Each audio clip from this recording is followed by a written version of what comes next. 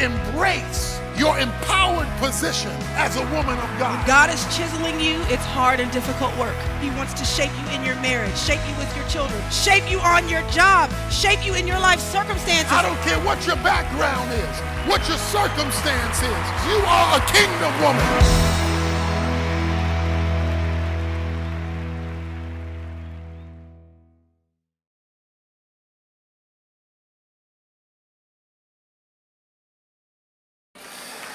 And God wants you to know as a kingdom woman your absolute value. There's a lady we all know about. Her name was Cinderella. You see, Cinderella had a wicked stepmother and two wicked sisters. It's sort of like the devil and his two sisters, the world and the flesh. They ganged up on her and they made her feel like nothing. She was beautiful, but she didn't get to realize it because the environment she was in kept reducing her value. And so as wonderful, as marvelous, as talented as she was, but then one day she met a prince. She met a prince who loved her. The problem is that the clock struck midnight. And just when it looked like things were turning in her favor, they went back again. And all of a sudden, horses became mice, and a carriage became a pumpkin. And sometimes I know, ladies, it feels like that for you. One day it looks like you're dancing with the prince, and the next moment you're hanging out with the mice. And with a wicked stepmother and an environment that has reduced your value. Well,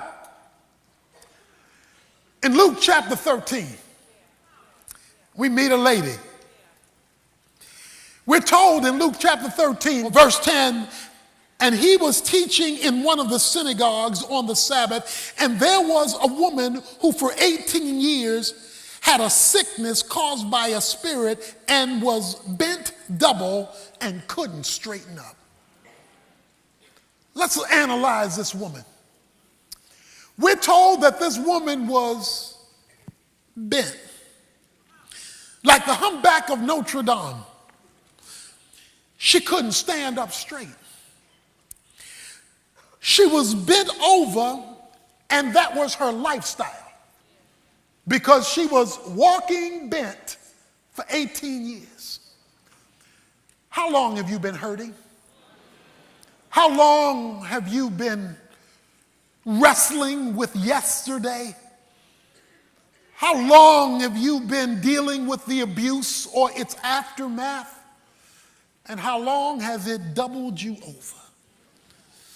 You know, when you walk bent over, all you can look forward to is the grave, because you're always forced to look down. But what's interesting is that this lady, who had been bent over for 18 years, is in church. This event takes place in the synagogue. So evidently, you can be toe up from the floor up. You can be bent over and broke and still be in church. Somehow, church didn't change her. Church did what it does for a lot of ladies, simply help them to manage their misery. Doesn't straighten you up, you just feel a little better for a few moments. But when the service is over, boom, you're still bent. And you're living this bent life, but next Sabbath, you come to church hoping that something happens that turns your situation around. But we're told in verse number 12, when Jesus saw her, we'll call him the prince, he called her over and said to her, "Woman, you are freed from your sickness." Wait a minute. We were told in the previous verse church hadn't changed her. And if she'd been going to church for all these 18 years, the service had no permanent effect on her. But on this Saturday, equal to our Sunday, she met Jesus in church. So there must be a difference between going to church and meeting Jesus in church. Evidently, you can go to church and nothing happens, but you can meet Jesus in church and everything changes. But why wouldn't that be true since she's running to a king who's getting ready to make, as you'll see in a second, her a kingdom woman? He says, woman, you are freed from your sickness. Now, it may be easy to miss something here. If you were to look at our girl, she's bent over. Something is wrong with her. There's a spinal adhesion of some kind that will not allow her back to stand up straight. But Jesus detects something that the church officials didn't know. Luke says in verse 11, her sickness was caused by a spirit. Jesus says in verse 16, this lady whom Satan has bound for 18 years. So watch this. What you saw wasn't what was wrong. What you saw was a symptom of something much deeper. She couldn't get straight because the underlying spiritual cause had not been addressed. If all you see is what you see, you may not see all there is to be seen. If all you see is what you see, you may not see all there is to be seen. See, what Jesus does is he goes beyond and below what appears to be the problem.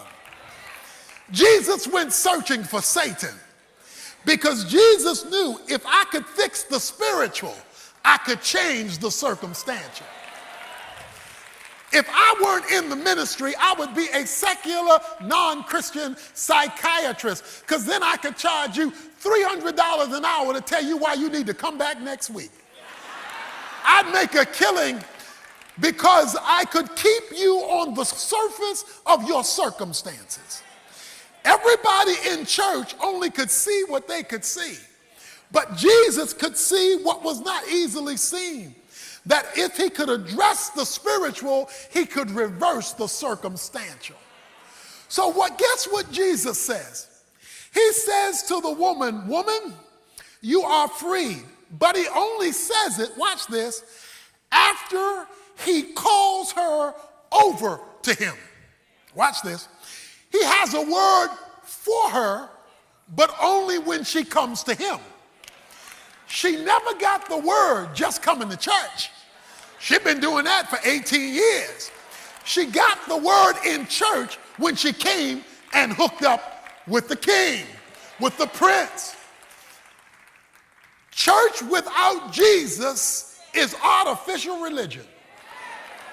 He is the secret sauce to you straightening up whatever circumstance you're in.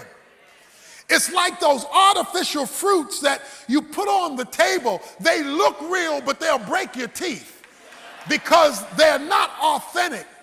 It's like the ladies who come to church with little babies and they put pacifiers in their mouth. That's pretend nutrition.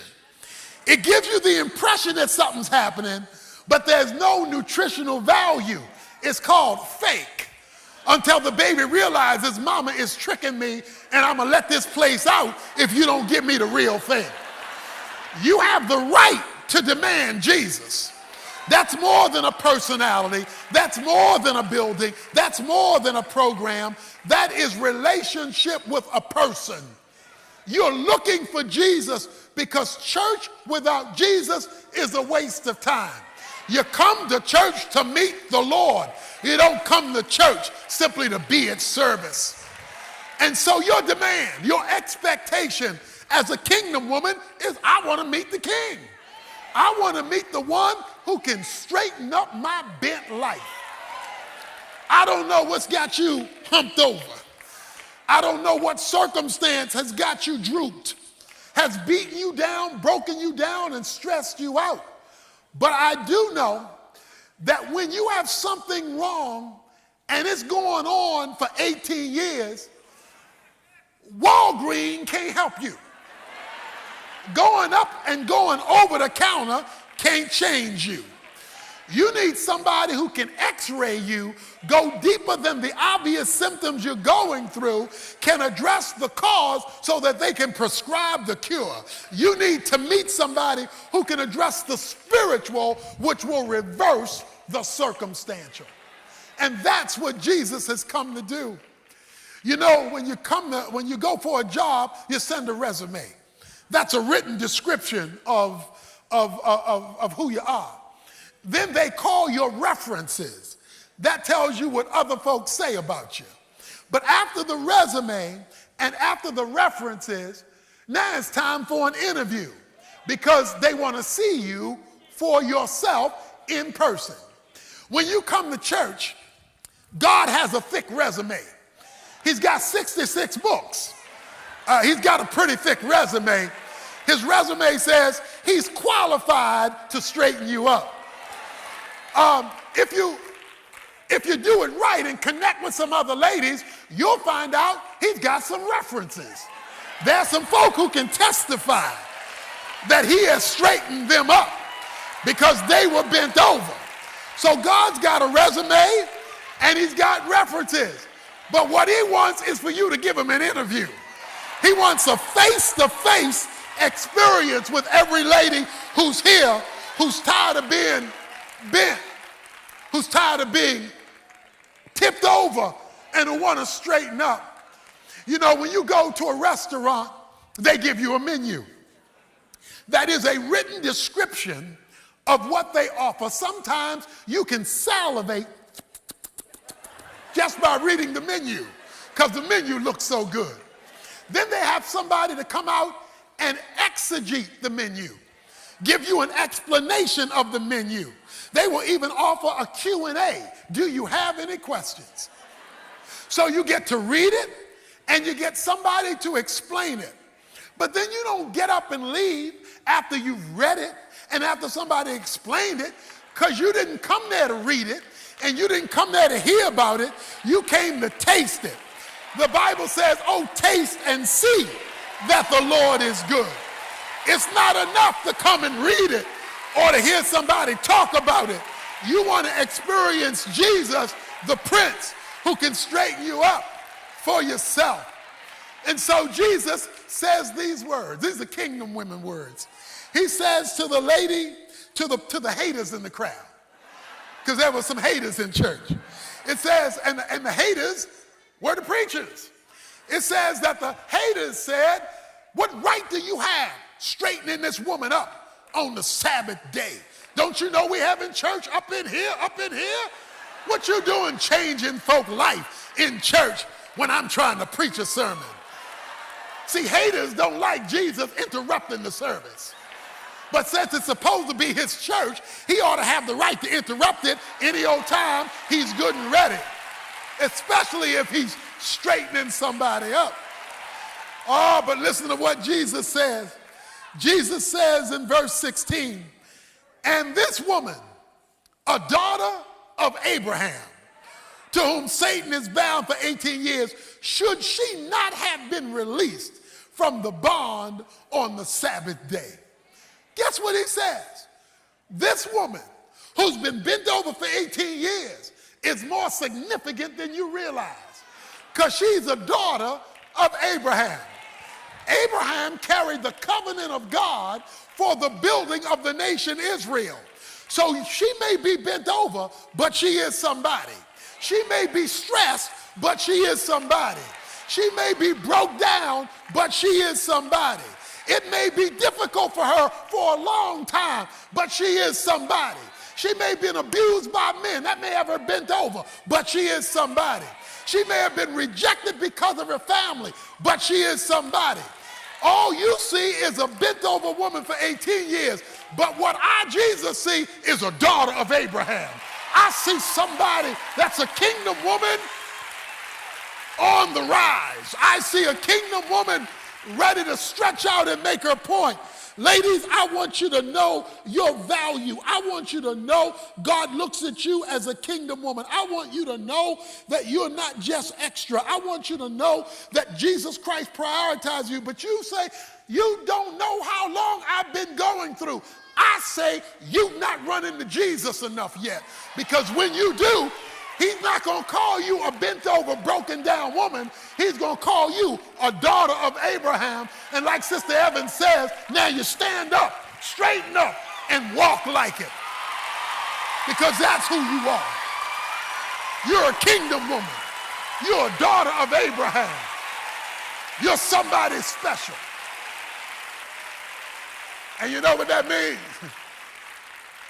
It means you don't allow church folk to let you be called bent over no more. No, I'm straightening up now.